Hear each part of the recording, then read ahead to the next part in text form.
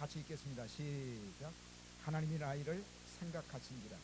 하나님이 그를 들으시고 그 태를 여신고로 그가 잉태하여 아들을 낳고 가로되 하나님이 나의 부끄러움을 씻었다 하고 그 이름을 요셉이라 하니 여호와는 다시 다른 아들을 내게 구하시기를 원하노라 함이었더라. 이는 하나님의 말씀입니다.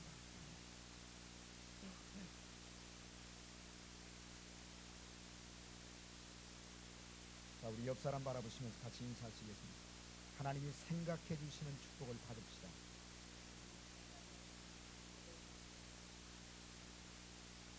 구약 성경에 나오는 인물 가운데 인생을 가장 극적으로 살아간 사람을 꼽을 수가 있다면 어떤 사람을 들 수가 있을까요?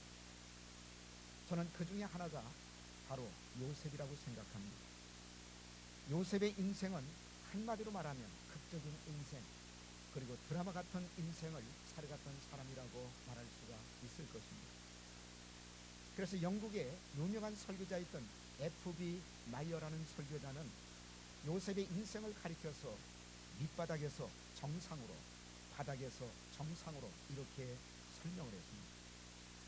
다시 말씀을 드리면 요셉은 인생의 밑바닥에서부터 시작해서 애굽의 총리라고 하는 인생의 정상까지 올라간 사람이었다는 뜻입니다. 요셉은 아버지였던 야곱이 노년에 얻은 아들이었기 때문에 11명의 아들 가운데서 가장 사랑했던 아들이 바로 요셉이었습니다. 그런데 하나님의 계시로 주어진 두 번의 꿈이 요셉의 인생을 완전히 바꿔놓고 말았습니다. 요셉은 꿈을 꾸고 난 다음에 형들에게 미움을 받고 그리고 애굽에 팔려가게 되는 그런 신세를 초래하게 됩니다. 그때 요셉의 나이는 불과 17살에 불과했습니다. 요셉은 사춘기의 소년에 불과한 어린 나이에 애굽의 노예로 팔려가 고통스러운 인생의 밑바닥을 경험하게 됩니다. 그러나 애굽의 시대장인 보디발의 집에 노예로 팔려갔던 요셉은 성실하게 일한 결과 주인에게 신임을 받고 그 집에 가정총무가 되어서 그 모든 소유를 관리하게 됩니다. 그러나 한순간 다시 요셉의 인생이 밑바닥으로 떨어집니다. 보디발의 처가 날마다 요셉을 유혹합니다. 그러나 요셉은 믿음으로 끝까지 그 유혹을 거절한 것이 화근이 되어서 누명을 쏘고 죄수의 신세가 되어 감옥에 들어가게 되었던 것입니다.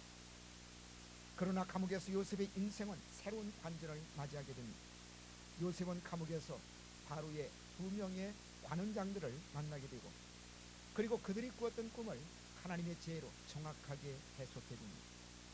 요셉의 해석은 그대로 성취되어서 술 맡은 관원장이 감옥에서 풀려납니다.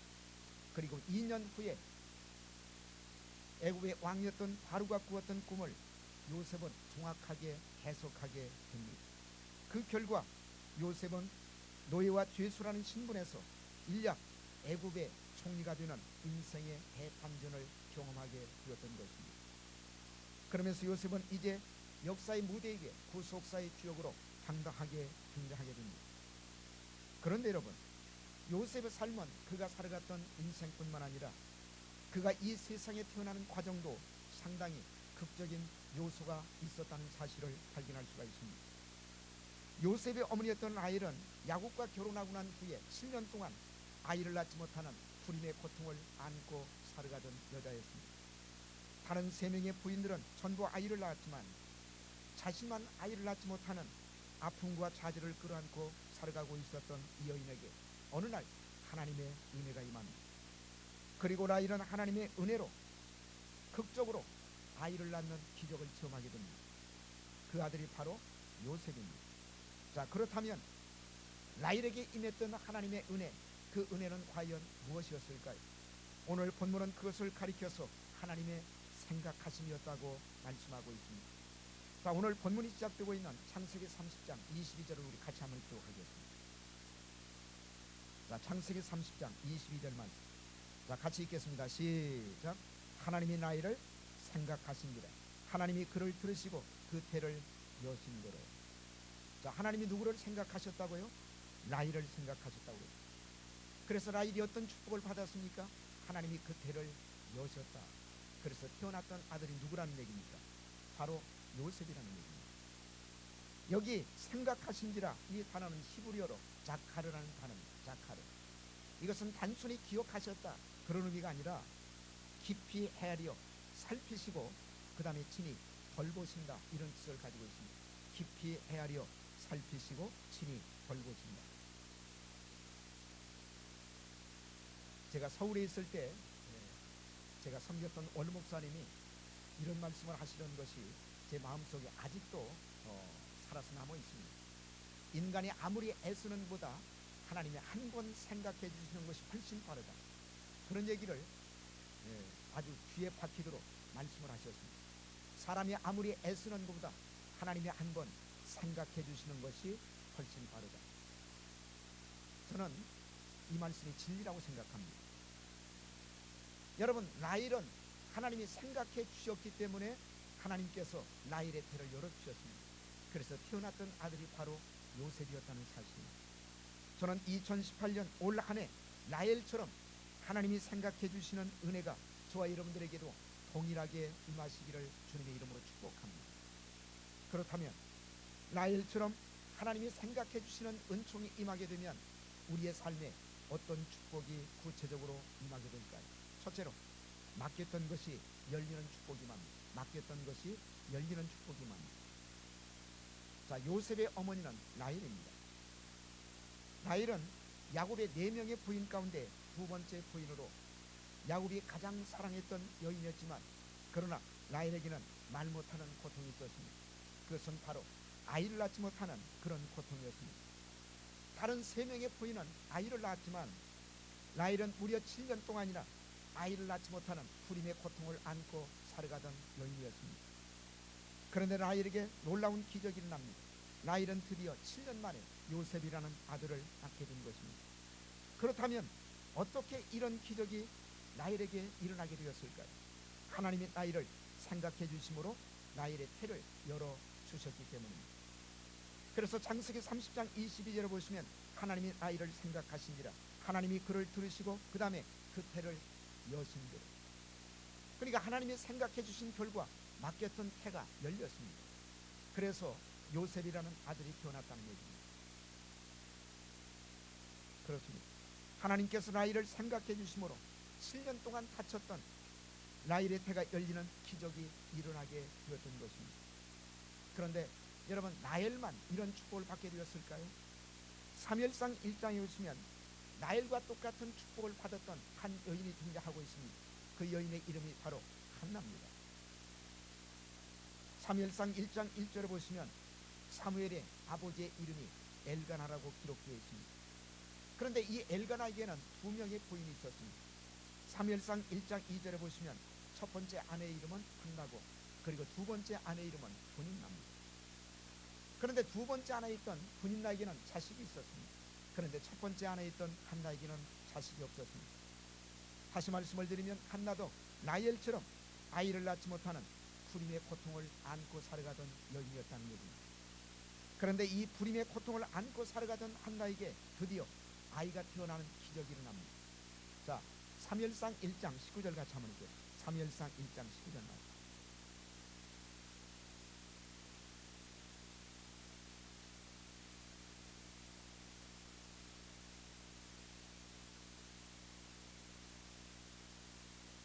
자, 같이 읽겠습니다. 사무엘상 1장 19절 말씀. 자, 시작. 그들이 아침에 일찍 일어나 여호와 앞에 경배하고 돌아가서 라마에 자기 집에 이르니 엘가나가 그 안에 한나와 동침하며 여호와께서 그를 생각하시니. 거기 보세요. 엘가나가 그 안에 한나와 동침할 때 하매, 그 다음에 누가 생각했다고요? 여호와께서 한나를 생각하십니다. 여호와께서 한나를 생각하십니다. 자, 하나님이 생각하신 결과, 자, 어떤 기적이 일어났을까요? 자, 20절 같이 한번 읽겠습니다. 20절 말씀. 자, 시작. 한나가 잉태하고 때가 이름에 아들을 낳아 사무엘이라 이름하였으니 이는 내가 여호와께 그를 구하였다 하였더라. 자, 하나님께서 한나를 생각하셨습니다. 그리고 한나를 생각하신 결과 드디어 아이를 낳지 못하는 이 한나에게 사무엘이 태어난 기적이 일어났습니다. 하나님께서 한나의 태를 열어주셨던 것입니다. 그렇습니다. 라헬과 한나는 하나님이 생각해 주심으로 맡겼던 태가 열리는 놀라운 기적을 그들은 체험했습니다. 그렇다면 사랑하신 여러분, 하나님이 생각해 주신다면 여인의 태만 열리게 될까요? 저는 그렇지 않다고 생각합니다.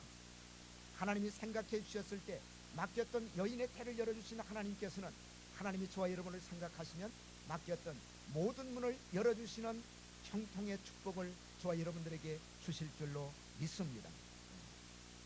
태만 열리는 것이 아니에요. 하나님이 생각하시면 맡겼던 사업의 문도 하나님이 열어주실 것입니다. 하나님이 생각하시면 맡겼던 축복의 문도 하나님이 열어주실 것입니다.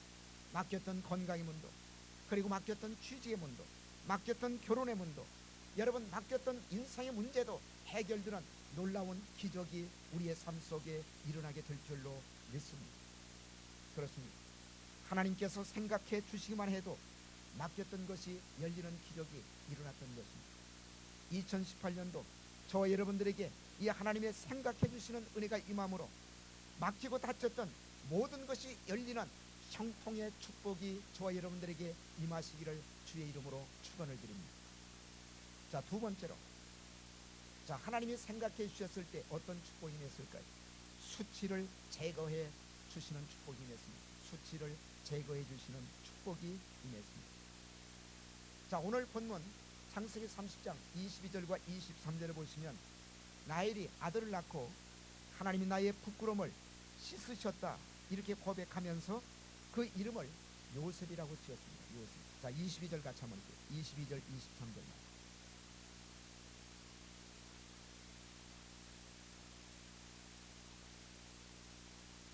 자, 창세기 30장 22절 23절 같이 읽겠습니다. 시작. 하나님이 라헬을 생각하신지라 하나님이 그를 들으시고 그 태를 여신 고로 그가 잉태하여 아들을 낳고 가로되 하나님이 나의 부끄러움을 씻으셨다 하고 그 이름을 요셉이라 하니. 그래서 요셉이라는 이름의 뜻은 씻음 혹은 제거함 이런 뜻이에요. 씻음 혹은 제거함. 이게 뭐를 씻었다는 얘기입니까? 나의 부끄러움을, 나의 수치를 씻으셨다 그런 얘기예요. 여러분, 구약시대 여인들에게 있어서 자녀는 하나님의 축복의 선물이요, 그리고 자신들에게 부여한 하나님의 기업이었습니다. 따라서 여인들에게 있어 자녀의 출생은 한없는 즐거움이었고 그리고 하나님의 축복이었습니다. 반면에 결혼한 여인들에게 있어서 자녀가 없다고 하는 것은 하나님의 징계로 여겨졌습니다. 물론 지금은 시대가 바뀌어서 그렇게 생각하지 않습니다만은 구약시대에는 사람들이 그렇게 생각했다는 거예요. 따라서 여인들에게 자식이 없다고 하는 것은 사회적 수치의 대상이었습니다. 사회적 수치의 대상이었습니다. 라헬이 그처럼 애타게 자녀를 기다렸던 것도 바로 이러한 이유 때문에 자녀를 기다렸던 것입니다. 아마도 라헬이 자식을 낳지 못하고 보냈던 7년 동안의 기간은 마음속으로 엄청난 고통과 함께 수치를 느꼈을 것입니다. 그래서 창세기 30장 2절에 보면 여러분, 라헬이 자기 남편이었던 야곱에게 이런 극단적인 얘기를 하지 않습니까? 자, 창세기 30장 1절 같이 한번 볼게요. 자, 창세기 30장 1절입니다. 자, 시작. 라헬이 자기가 야곱에게 아들을 낳지 못함을 보고 그 형을 투기하여 야곱에게 이르되 나로 자식을 낳게 하라. 그렇지 않으면 내가 죽겠노라. 거기 보세요. 자식을 낳지 못하니까 7년 동안 말이에요. 자기 언니였던 라헬은 계속 자식을 낳거든요. 그러니까 얼마나 질투가 나겠어요. 그러니까 어느 날 하루는 자기 남편에게 이렇게 얘기합니다. 나로 자식을 낳게 하라. 아니하면 내가 뭐 하겠다고요? 죽겠노라. 이런 극단적인 발언을 했어요. 나로 자식을 낳게 하라. 아니하면 내가 죽어버리겠다. 내가 자살하겠단 말이에요. 그러니까 이렇게 얘기했던 그 마음 속에 얼마나 큰 고통과 그리고 수치심이 자리 잡고 있었으면 이런 고백을 했겠습니까? 그런데 7년 만에 하나님이 라헬을 생각해 주셨어요. 그래서 하나님의 생각하심을 통해서 라헬은 요셉을 낳았고, 요셉의 출생을 통해서 하나님은 라헬이 그동안 가지고 있었던 모든 고통 그리고 마음속에 수치를 모두 깨끗하게 씻어 주셨던 것입니다. 여러분, 우리가 인생을 살아가다 보면 라헬처럼 인생의 수치를 경험할 때가 있습니다. 우리가 하나님 앞에 범하는 범죄, 그게 인생의 수치예요. 하나님을 믿지 못하는 불신의 삶, 그것이 바로 인생의 수치입니다. 하나님의 말씀대로 살지 못하는 불순종의 삶, 그게 바로 인생의 수치입니다. 또한 우리가 인생의 장에서 경험하는 실패, 그것도 수치입니다. 그리고 패배, 배반, 그리고 사람들에게 조롱거리가 되고 사람들에게 모욕을 받는 사건, 또 우리가 마음의 상처를 받는 것, 이런 모든 것들이 사실은 인생의 수치라고 이야기할 수가 있을 것입니다.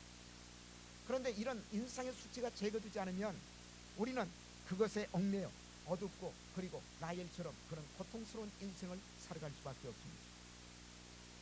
그런데 라헬처럼 하나님이 생각해 주시면 과거에 우리가 경험했던 그 어떤 수치라 할지라도 하나님께서 모든 수치를 제거해 주시는 은혜가 저와 여러분의 삶 속에 임할 줄로 믿습니다. 여호수아 5장에 보시면 실제로 이스라엘 백성들은 그들의 역사를 통해서 민족적 수치가 제거되는 그런 경험을 했습니다. 자, 이스라엘 백성들이 40년 동안의 광야 생활을 마치고 요단강을 건너 드디어 가나안 땅에 들어가게 됩니다. 자, 그들이 가나안 땅에 도착했을 때 처음으로 진을 쳤던 장소, 그 장소가 어디입니까? 길갈입니다. 길갈. 그때 여호와께서 여호수아에게 이런 명령을 내립니다. 부싯돌로 칼을 만들어서 이스라엘 자손에게 할례를 행하라고 말씀하십니다. 그렇다면 왜 하나님께서는 여호수아에게 이스라엘 백성들에게 할례를 행하라고 말씀하셨을까요? 두 가지 이유가 있습니다. 두 가지. 첫째는 광야 1세대가 할례를 받지 못하기 때문에 그렇습니다. 자, 여호수아 5장 5절 같이 한번 읽겠습니다. 여호수아 5장 5절 말씀.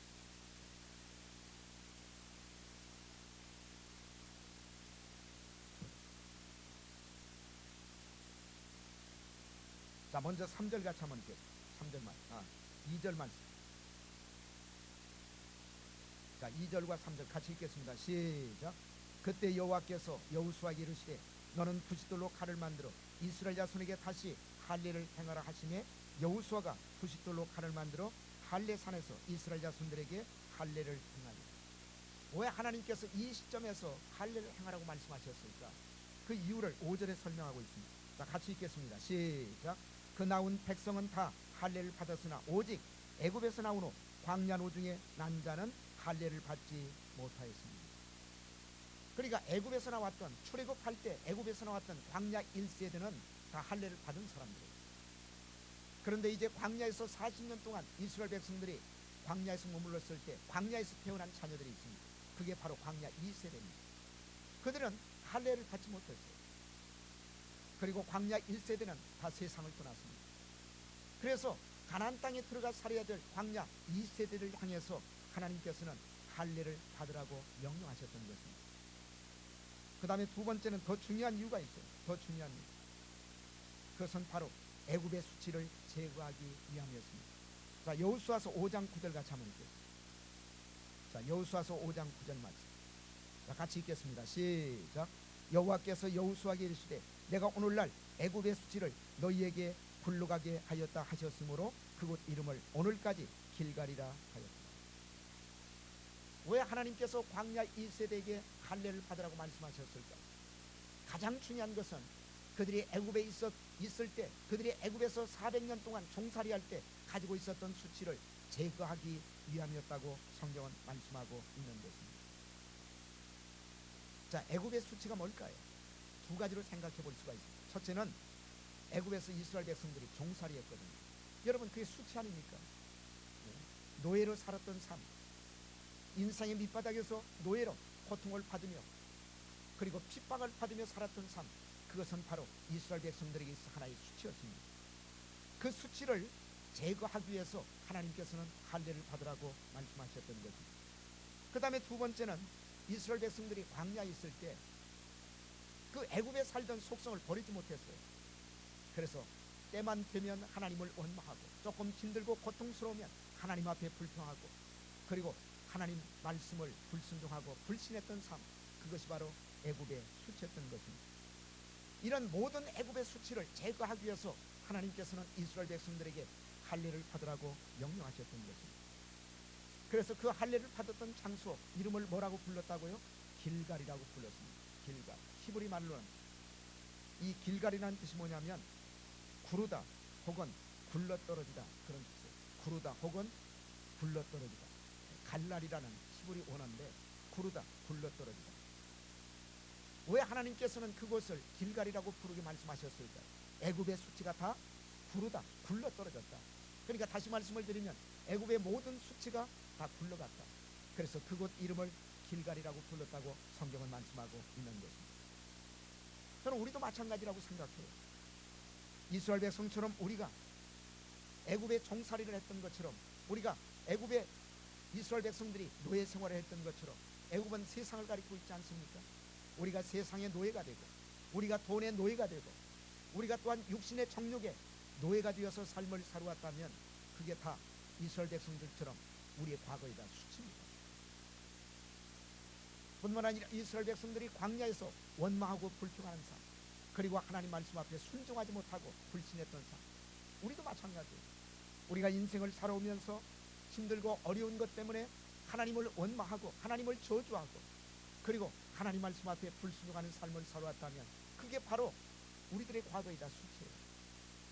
그런데 이런 모든 애굽의 수치를 하나님께서 제거시켜 주셨던 것처럼 하나님이 우리를 생각하신다면 라헬의 수치를 하나님이 제거시켜 주신 것처럼, 이스라엘 백성들의 수치를 제거시켜 주신 것처럼 하나님이 우리를 생각하시면 과거의 모든 우리의 수치도 제거시켜 주실 줄로 믿습니다.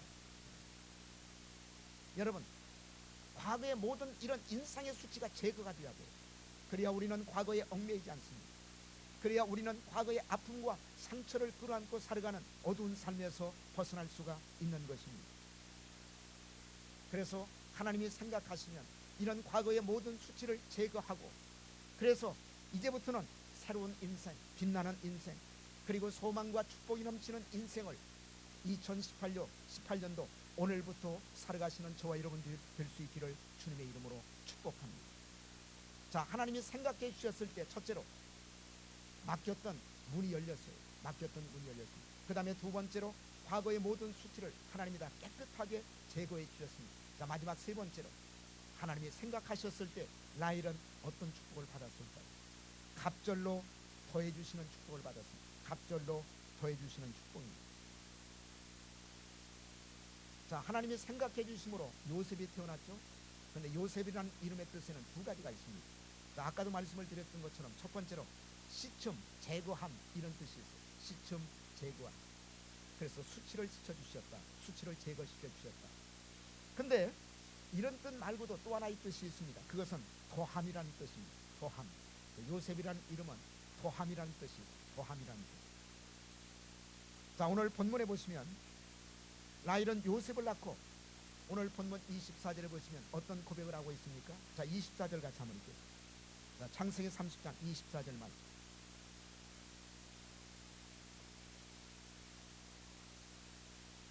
자, 같이 읽겠습니다. 24절. 자, 시작. 그 이름을 요셉이라 하니 여호와는 다시 다른 아들을 내게 뭐 하시기를? 도하시기를 원하니라.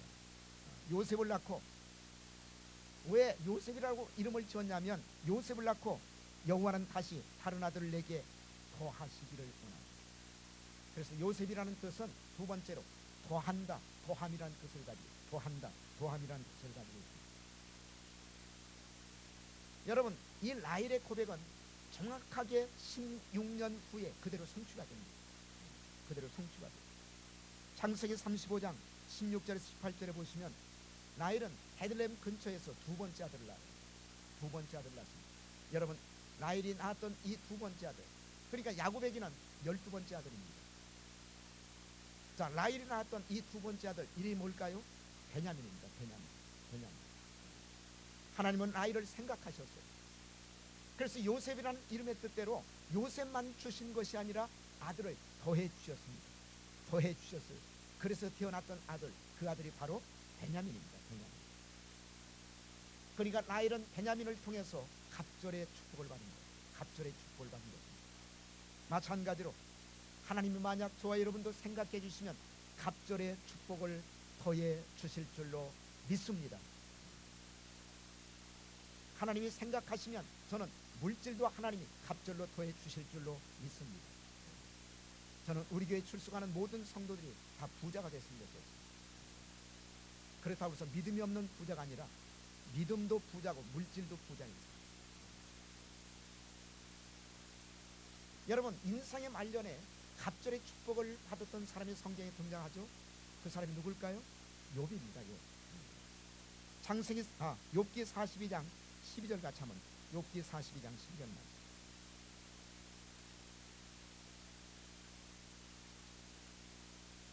자, 시편천에 욥기가 있습니다. 욥기 42장 12절 같이 한번, 12절만. 자, 같이 읽겠습니다. 시작.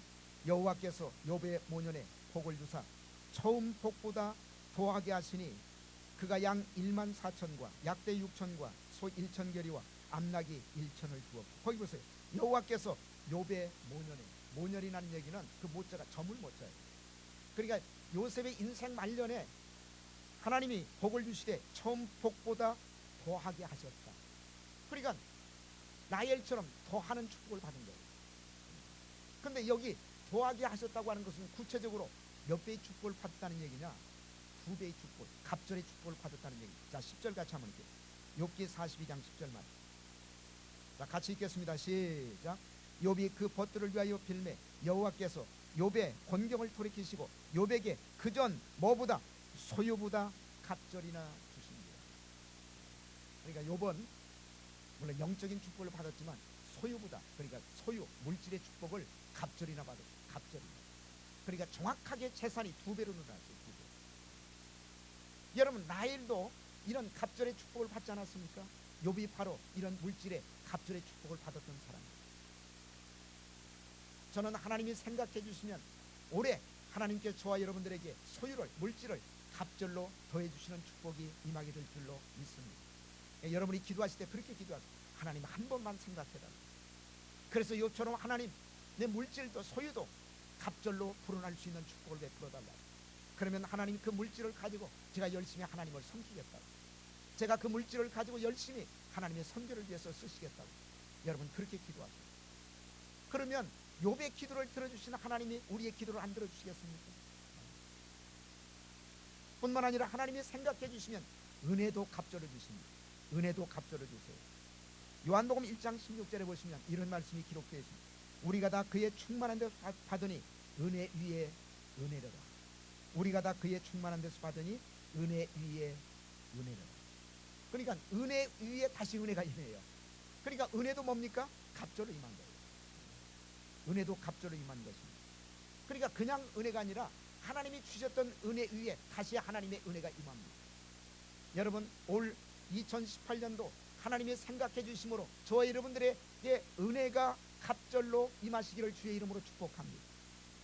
은혜가 떨어지면 안 돼요. 사람이 은혜가 떨어지면 마음이 어두워집니다. 마음이 약해져요. 그래서 우리가 은혜를 사모하셔야 돼요. 그런데 어떤 은혜를 사모하셔야 되느냐? 그냥 은혜가 은혜 위에 은혜가 임할 수 있도록 해달라. 그래서 하나님의 은혜가 갑절로 임할 수 있도록 해달라고 기도하시는 저와 여러분 될 수 있기를 주의 이름으로 축복합니다. 그 다음에 하나님이 생각해 주시면 복도 갑절로 임합니다. 복도. 실제로 갑절의 축복을 받았던 사람이 누구냐면 바로 야베스입니다. 야베스. 자, 역대상 4장 10절 같이 한번 읽겠습니다. 역대상 4장 10절 말씀 찾아보세요. 너무나 중요한 말씀입니다.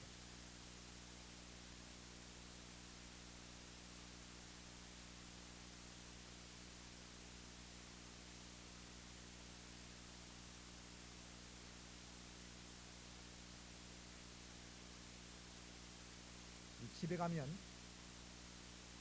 역대상 4장 10절 말씀을 그 성구사에서 액자로 사가지고 거르는 집들이 간혹 있습니다.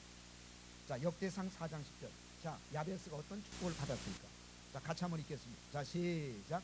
야베스가 이스라엘 하나님께 아리오 가로되 원컨대 주께서 내게 복에 그 다음에 복을 주하사. 거기 보세요. 그냥 단순히 복을 달라고 기도한 것이 아니라 복에 그 다음에 복을 주하사. 그러니까 갑절의 축복입니다. 작은 복에서 큰 복. 복에 복을 주하사. 그러니까 야베스는 그냥 단순히 복을 달라고 기도한 것이 아니라 복이 아니라 복에다가 그 위에 다시 복을 얹어달라. 그래서 갑절의 축복을 달라. 그리고 내 인생이 하나님의 축복 가운데 살아갈 수 있는 그런 인생이 되게 해달라고 야베스는 응답을 받았어요. 그래서 역대상 4장 9절을 보시면 야베스는 형제들 가운데 가장 존귀한 자가 되었다고 말씀하고 있는 것입니다. 여러분, 하나님이 생각해 주시면 믿음도 갑절로 주실 줄 믿습니다. 믿음도 갑절로 주세요. 그래서 로마서 1장 17절에 보시면 복음에는 하나님의 의가 나타나서 믿음으로 믿음에 이르게 하시나니, 믿음에서 믿음으로 이르게 하시나니, 그 믿음이라는 단어를 2번 사용하고 있어요. 자, 첫 번째 믿음은 이것은 구원을 얻는 기본적인 믿음을 가리키고 있습니다. 근데 믿음에서 다시 믿음으로, 그 2번째 얘기하는 믿음은 뭐냐? 성숙한 믿음, 장성한 믿음, 그리고 큰 믿음을 가리키고 있습니다. 그러니까 하나님께서 우리에게 은혜를 주시면 그냥 단순히 내가 예수 믿고 구원을 받는 기본적인 믿음뿐만 아니라 한 걸음 더 나아가요. 그리고 장성한 믿음, 하나님께서 큰 믿음을 우리에게 주신다고 약속하고 있는 것입니다. 저는 2018년도 저와 여러분들이 이런 큰 믿음의 축복, 장성한 믿음의 축복을 갑절로 받으시기를 주님의 이름으로 축복합니다. 하나님은 아이를 생각하심으로 2 아들을 얻는 갑절의 축복을 더해 주셨습니다. 그런데 사실 이 갑절의 축복은 영적으로 얘기하면 장자의 축복을 얘기합니다. 장자의 축복. 신명기 21장 17절에 보시면 하나님은 장자들에게 재산을 나눠줄 때 갑절로 주라고 그랬습니다. 2배의 몫을 주라고 말씀하고 있습니다. 신명기 21장 17절에 보시면 반드시 그 미움을 받는 자의 아들을 장자로 인정하여 자기 소유에서 그에게는 2 몫을 줄 것입니다. 그래서 구약시대 장자들에게는 항상 2배를 주었습니다. 2배. 그러니까 2배의 축복을 받았다는 얘기는 다른 말로 얘기하면 장자의 축복을 받았다는 거예요. 장자의 축복. 여러분, 라헬이 2배의 축복을 받았다면 원래는 요셉만 태어난 것이 아니죠. 또 기도해가지고 베냐민도 태어났습니다. 그래서 2배의 축복을 받았어요. 이건 다른 말로 얘기하면 라헬이 무슨 축복을 받았다는 얘기입니까? 장자의 축복을 받은 거예요. 물론 라헬 당사자는 장자의 축복을 받지 않았지만 라헬이 장자의 축복을 받았다는 것이 누구를 통해서 이루어졌느냐? 첫 번째 아들이었던 요셉을 통해서 이루어진 겁니다.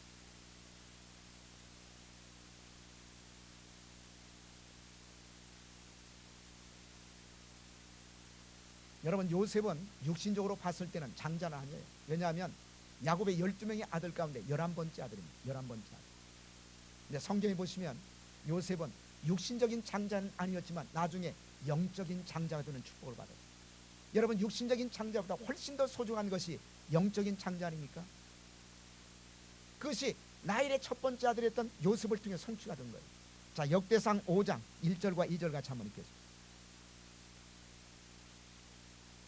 20년 30년 예수를 믿으면서 요셉이 장자의 축복을 받았다는 사실을 모르고 믿는 사람들이 태반입니다. 자, 한번 찾아보세요. 자, 역대상 5장 1절과 2절 말씀.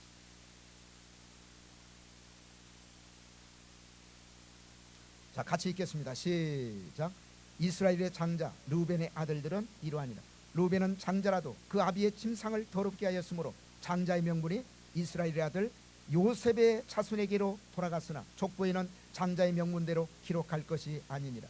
유다는 형제보다 뛰어나고 주권자가 유다로 말미암아 나왔을지라도 장자의 명분은 누구에게 있다고요? 요셉에게 있는. 거기 보세요. 아니, 성경이 그렇게 말씀하고 있잖아요. 원래 육신적인 장자는 큰아들이었던 르우벤이죠. 그런데 르우벤은 하나님 앞에 아주 중대한 범죄를 저질렀어요. 서모했던 비라하고 간통을 저질렀습니다. 그래서 장자의 축복을 받지 못합니다. 그래서 역대상 5장 2절에 보시면 영적인 장자의 축복이 누구한테 돌아갔느냐? 요셉에게 돌아갔어요. 요셉. 그러나 족보에는 요셉은 기록되지 않았습니다. 그 대신에 족보에 기록된 사람은 4번째 아들이었던 유다예요. 유다. 그래서 유다를 통해서 예수님께서 이 땅에 오시지 않았습니까? 그러나 영적인 장자는 유다가 아니에요. 요셉입니다. 요셉.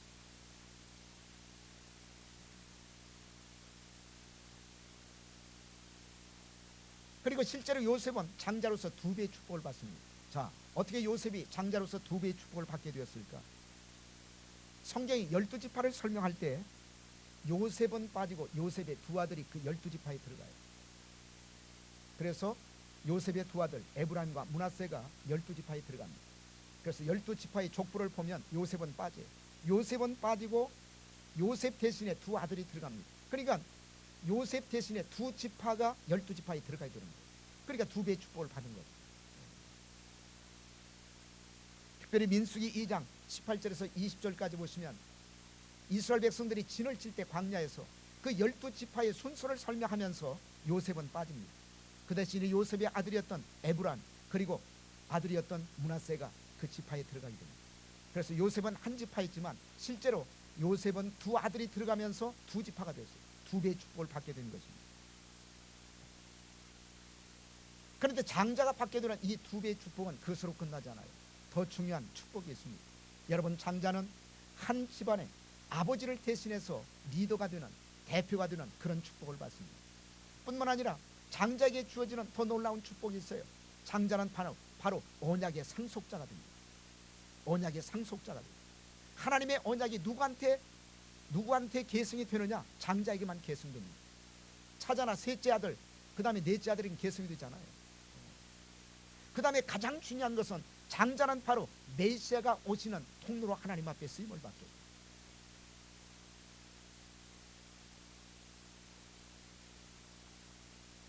하나님께서 라헬을 생각하심으로 그 아들이었던 요셉을 통해서 라헬이 장자의 축복을 받게 됩니다. 그렇다면 하나님께서 저와 여러분을 생각하신다면 하나님께서 저와 여러분에게 장자의 축복을 주시지 않겠습니까?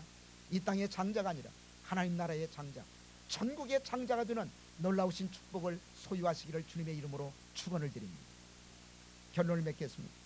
자, 그렇다면 우리는 두 번째 이런 질문을 던질 필요가 있어요. 라헬은 어떻게 해서 하나님이 생각하시는 축복을 받게 되었을까? 여러분, 하나님은 모든 사람에게 하나님이 생각하시는 축복을 주시는 것이 아니에요. 그렇다면 라헬은 어떻게 해서 하나님이 생각하시는 축복을 받게 되었을까? 두 가지입니다. 첫째로 기도했기 때문에. 하나님은 기도하는 사람을 생각하세요. 하나님은 그냥 아무나 생각하시지 않습니다. 하나님이 어떤 사람을 생각하신다고요? 기도하는 사람. 하나님은 기도하는 사람을 생각하십니다. 그리고 하나님이 기도하는 사람을 생각하시고 또한 하나님이 생각하실 때 이런 세 가지 축복이 임한다는 사실입니다. 자, 오늘 본문 다시 한번 보시겠습니다. 본문. 자, 22절입니다. 22절 말씀. 그러니까 하나님이 생각하시는 축복은 그냥 공짜로 얻어지는 게 아니에요. 기도할 때 하나님이 생각해 주세요. 자, 22절 같이 한번 읽겠습니다. 자, 창세기 30장 22절 말씀. 자, 시작. 하나님이 라헬을 생각하신지라 하나님이 그를 들으시고, 거기 보세요. 하나님이 라헬을 생각하신지라. 왜 생각하시느냐? 하나님이 그를 들으시고. 여러분, 들었다는 얘기는 라헬이 기도했다는 얘기입니다. 하나님은 라헬의 기도를 들으셨다는 얘기입니다. 그래서 하나님이 라헬을 생각하시고 태를 열어주신 것입니다. 라헬이 기도했을까요? 안 했을까요? 기도했어요. 기도했어요. 자, 라헬은 언제부터 기도하기 시작했을까? 성경에 명확하게 그 시점은 나와 있지 않지만 제가 성경을 읽다가 어떤 깨달음을 얻었냐면 라헬은 틀림없이 창세기 30장 2절 사건이 있고 난 후부터 기도하기 시작했을 것이다. 저는 그렇게 결론을 내렸습니다. 자, 창세기 30장 2절 같이 한번 읽겠습니다. 자, 1절에 보시면 자식이 태어나지 않으니까 남편이었던 야곱에게 죽겠다고 얘기했죠. 내가 죽어버리겠다고. 그러니까 야곱이 너무너무 화가 났어요. 그래서 야곱이 화가 난 상태에서 라헬에게 이렇게 얘기합니다. 자, 30장 2절 같이 한번 2절 말씀. 자, 시작. 야곱이 라헬에게 노를 바라에 가로되 그대로 성체치 못하게 하시는 이는 하나님이시니 내가 하나님을 대신하겠노라. 저는 이 말씀이 결정적으로 라헬의 삶을 흔들었을 것이라고 생각합니다. 여기 뭐라고 얘기합니까? 야곱이 그대로 성태치 못하게 하시는 이는 누구라고요? 하나님이시니 내가 하나님을 대신하겠느냐. 그러니까 자식이 태어나고 안 태어나고는 누구 손에 달렸다는 얘기입니까? 하나님 손에 달렸다는 얘기예요. 내가 무슨 몸이 부실하거나 내가 실력이 없어서 자식이 태어나지 못하는 것이 아니라 자식이 태어나고 안 태어나고는 생명의 주인이신 하나님 앞에 달렸다. 그런데 자식이 태어나지 않는데 내가 어떻게 하나님을 대신할 수가 있겠느냐. 여러분, 이 얘기를 들었을 때 라헬의 마음, 라헬의 생각이 바뀌었을 거라고 생각합니다. 아, 하나님이 자식을 태어나게 하신다. 그렇다면 내가 하나님 앞에 기도해야 되지 않겠나. 그래서 틀림없이 라헬은 이 말씀을 듣고 난 후에 하나님 앞에 기도하기 시작했을 것입니다. 그리고 하나님은 그 기도를 들었어요. 그리고 하나님은 라헬을 생각하신 것입니다. 그리고 태를 열어서 자식을 주셨던 것입니다. 한나도 마찬가지예요. 예? 하나님이 왜 한나를 생각하신 줄 아십니까? 그 전에 한나가 눈물로 하나님 앞에 기도했어요. 예. 사무엘상 1장 10절 이하에 보시면 눈물로 통곡하면서 기도했습니다. 그래서 하나님이 한나를 생각하신 거예요. 여러분, 하나님이 생각하시는 은혜를 받기 원하십니까? 그러면 기도하세요. 하나님은 아무나 생각하시는 것이 아니에요. 하나님은 기도하는 사람, 엎드려 하나님 앞에 부르짖어 기도하는 사람, 그런 사람을 하나님이 생각하시고 그리고 축복을 주시는 것입니다. 그리고 두 번째로, 하나님은 어떤 사람을 생각하실까요? 끝까지 참고 기다리는 사람입니다. 끝까지 참고 기다리는 사람. 라헬은 몇 년 동안 참고 기다렸을까요? 7년을 참고 기다렸어요. 여러분, 7년 짧지 않은 기간입니다.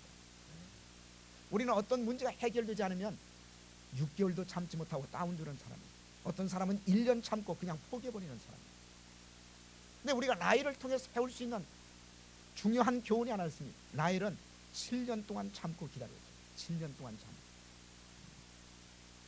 여러분, 라헬처럼 하나님은 참고 기다리는 사람에게 생각하시는 축복을 주십니다. 그래서 가장 중요한 것이 바로 인내입니다. 그리고 기다리는 삶, 기다리는 삶. 저는 신앙생활 하면서 사실 이 부분이 가장 힘들다고 생각해요. 아무리 기도해도 응답이 없습니다. 세월은 지나갑니다. 그러면 우리의 마음속에 우리가 자포자기가 되고 낙심이 되고 그리고 절망에 빠지지 않습니까? 그럴 때 우리가 이 말씀을 붙들어야 돼요. 여러분, 한 제목을 가지고 기도할 때 라헬처럼 한 7년 동안 한번 기도해 보세요. 7년 동안. 저는 다 이루어진다고 생각합니다. 이사야 30장 18절에 보시면 이런 말씀이 기록되어 있습니다. 그러나 여호와께서 기다리시나니 이는 너희에게 은혜를 베풀려 하시며 일어나시리니 이는 너희를 긍휼히 여기려 하심이라. 대저 여호와는 공의의 하나님이시라. 무릇 그를 기다리는 자에게는 복이 있도다. 어떤 사람에게 복이 있다고요? 하나님을 기다리는 사람. 그런데 그냥 단순히 기다리는 것이 아니라 믿음으로 기도하면서 기다리는 사람에게 복이 있다고 말씀하십니다. 에레미야 애가 3장 25절 26절에도 보시면 동일한 말씀이 기록되어 있습니다. 무릇 기다리는 자에게나 구하는 영혼에게 여호와께 선을 베푸시는도다. 사람이 여호와의 구원을 바라고 잠잠히 기다림이 좋도다. 사람이 여호와의 구원을 바라고 잠잠히 기다림이 좋도다. 하나님은 기다리는 사람을 축복하십니다. 하나님은 기다리는 사람을 생각하십니다. 저와 여러분도 여러분 참고 끝까지 인내하시면서 기다리시기를 주의 이름으로 축복합니다. 어떤 문제가 해결되지 않았지만, 내가 기도하고 있는 제목이 이루어지지 않았지만, 여러분 라헬처럼 한 7년 동안만 기다리면서 기도해 보세요. 다 이루어져요. 다 이루어져요. 하나님이 생각하십니다. 그렇습니다. 하나님 어떤 사람을 생각해 주신다고요? 기도하는 사람, 그리고 끝까지 참고 기다리는 사람입니다. 저와 여러분도 라헬처럼 기도하는 사람, 그리고 끝까지 참고 기다리는 사람이 되었어요. 하나님이 생각해 주심으로 라헬이 받았던 세 가지 축복, 맡겼던 것이 열리는 축복, 그리고 과거의 모든 수치가 제거되는 축복, 그리고 갑절로 더해 주시는 축복을 받으시기를 주님의 이름으로 축원을 드립니다. 그래서 이 세 가지 축복을 받고 하나님 앞에 감사하며 많은 사람들에게 간증하는 삶, 그래서 여러분 어둠을 떨쳐버리고 당당하게 인생을 찬양하며 기쁨으로 살아가는 저와 여러분 될 수 있기를 주님의 이름으로 축복합니다. 기도하시겠습니다.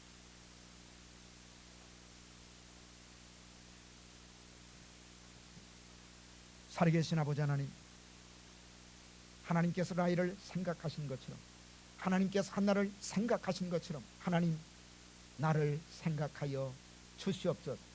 사람이 100번 애쓰는 것보다 하나님이 한 번 생각해 주시는 것이 훨씬 빠르다고 했습니다. 하나님 나를 불쌍히 여기시고 나를 생각해 주시옵소서. 하나님 내 사랑하는 자녀를 생각해 주시옵소서. 하나님 이 생명나무 교회를 생각해 주시옵소서. 하나님 대한민국을 생각해 주시옵소서. 그리하여 라헬이 받았던 세 가지 축복을 받게 하여 주시옵소서. 막히고 닫혔던 모든 문이 활짝 열리게 하여 주시옵소서. 하나님 과거의 모든 수치가 제거되게 하여 주시옵소서. 그리하여 당당하고 떳떳한 인생을 살아갈 수 있도록 도와 주시옵소서. 그리고 갑절로 더해 주시는 축복을 받게 하여 주시옵소서. 이 하나님의 생각해 주시는 은총이 이 말씀을 들은 모든 성도들에게 오늘 이 시간 임하게 하여 주시옵소서. 살아계신 예수 그리스도의 이름 받들어 감사하며 기도드리옵나이다.